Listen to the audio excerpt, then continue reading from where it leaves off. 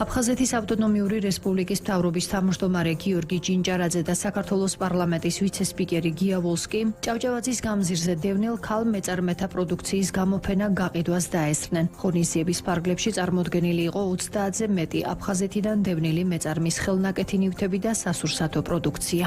აფხაზეთის მთავრობის ერთ-ერთი მთავარი პრიორიტეტია დევნილი მეწარმეების გაძლიერება, მათ შორის ქალ დევნილ მეწარმეთა გაძლიერება. ამ მიზნით იმართება გამოფენები, იმყოფებოდით ჭავჭავაძის გამზირზე, სადაც მნიშვნელოვანი მხარდაჭერითი ღონისძიება განვახორციელეთ. ჩვენ აფხაზეთის მთავრობა სამომავლოდ აქტიურად ჩავერთვებით ამ პროცესში, დავიწყებთ მათი პროდუქციის პოპულარიზაციას. ჰუმანიტარული პროექტიც არის, რასაკვირველია, სოციალური თემა.